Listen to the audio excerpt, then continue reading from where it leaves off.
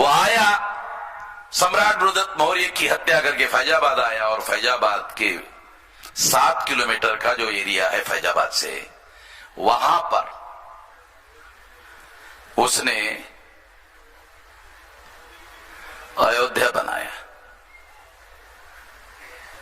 और अभी जो मेरे पास जानकारी आ रही है कि उसने जानबूझकर पाटलिपुत्र में हत्या करने के बाद जानबूझकर साकेत चुना। अभी जो नए सबूत हमारे पास आ रहे, आर्कियोलॉजिकल सबूत हमारे पास आ रहे हैं, साकेत दुनिया का बहुत बड़ा व्यापारिक केंद्र था और दुनिया का बहुत बड़ा बुद्धिस्ट सेंटर था और मूल निवासियों के बहुत बड़े आस्था का केंद्र था। वहां पर उन्होंने अयोध्या कैपिटल बसाया।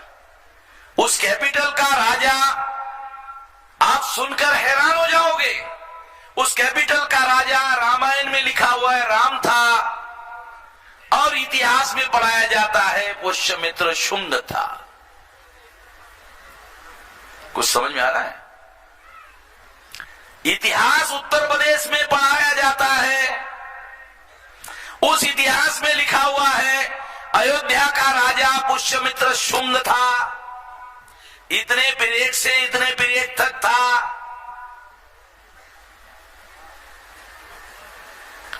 और रामायण में पढ़ा जाता है अयोध्या का राजा राम था। तो अयोध्या का राजा राम था, ये ऐसा कॉम्बिनेशन कैसे बना? तो महापंडित राहुल सांकृत्यायन, जो आजमगढ़ का केदारनाथ पांडे नाम का ब्राह्मण है, उसने ओल्गा से गंगा नाम का किताब लिखा।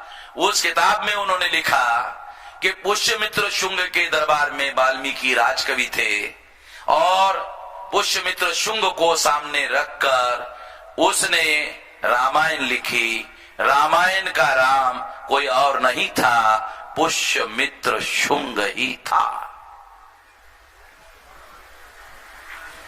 दो बातें बता रहा हूं आप लोगों को। एक, मैंने पहले बताया अयोध्या राम जन्मभूमि नहीं है, तो फिर राम कौन है? तो बता रहा हूं राम कौन है। राम कोई और नहीं है, पुष्यमित्र शुंग ही राम है। राम का कोई आर्कियोलॉजिकल एविडेंस आज तक उपलब्ध नहीं हुआ, पुष्यमित्र शुंग का मिल रहा है। आर्कियोलॉजिकल एविडेंस नहीं मिल रहा है। देखो, इसको और डबल एविडेंस से प्रूव करता हूं, एक नहीं, सिंगल एविडेंस नहीं, डबल एविडेंस। राम की पत्नी का नाम रामायण में बताए सीता।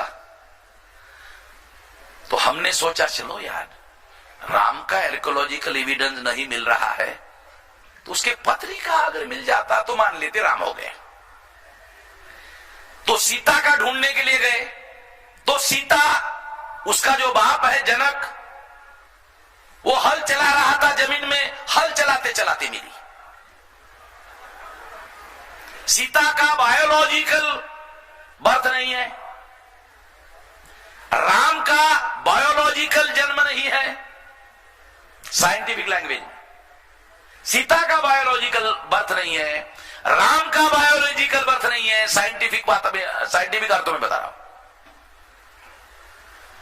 दशरथ निमुत्रिक है, ऐसा ब्राह्मणों ने वाल्मीकि रामायण में लिखा। केरला के कोई व्यक्ति है यहां बोल रहे थे कि राम बड़ा अच्छा राजा था, बहुत अच्छा राजा था। हाँ, अच्छा था। मेरी अगर वो सुन रहे हैं तो उनको लगेगा हाँ बहुत अच्छा था, कितना अच्छा था। इतिहास पढ़ते वक्त क्रॉस एविडेंस ढूंढने पड़ते हैं। क्रॉस एविडेंस जब तक आप प्रूव नहीं कर सकते तब तक वो बात मौलिक रूप से बराबर है नहीं मानी जा सकती। इतिहास पढ़ते वक्त ये ध्यान रखने का। मैं क्रॉस एविडेंस बता रहा हूं आप लोगों को, सामान्य एविडेंस नहीं। अगर राम का कोई आर्कियोलॉजिकल एविडेंस नहीं मिला तो ब्राह्मण लोग ये जानते थे कि भविष्य में ये सवाल उठेगा, क्योंकि हम तो काल्पनिक बता रहे। फिर सवाल पूछेंगे, अरे बुद्ध का मिल रहा है, उसके पहले हुआ। वाल्मीकि रामायण में 2 श्लोक बुद्ध के विरोध में गाली गलौज है। नोमानी साहब, वाल्मीकि रामायण में 2 श्लोक है संस्कृत में, बुद्ध के विरोध में गाली गलौज है। ये एविडेंस इस बात को सिद्ध करता है कि वाल्मीकि ने जो रामायण लिखा वो बुद्धोत्तर है, यानी बुद्ध के बाद लिखा गया है। बराबर है विलास? रिकॉर्डेड बात है, प्रूव है। हिस्टोरियन मानते हैं कि रामायण बुद्धोत्तर कालीन रचना है। मैं भी यही कह रहा हूं कि रामायण बुद्धोत्तर है।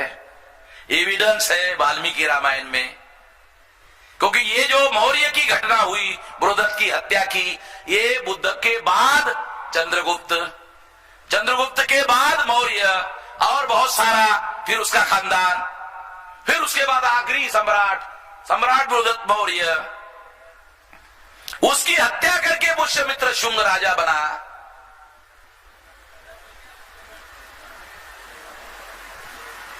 तो ये जो पुष्यमित्र शुंग है, उसके दरबार में वाल्मीकि राजकवि थे।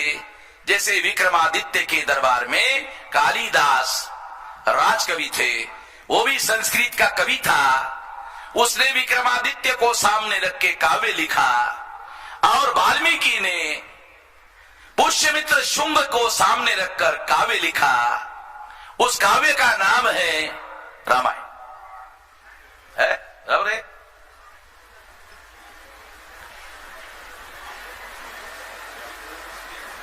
और अगर ऐसा है तो इसका मतलब यह है कि रामायण का राम कोई और नहीं है, पुष्यमित्र शुंग ही है।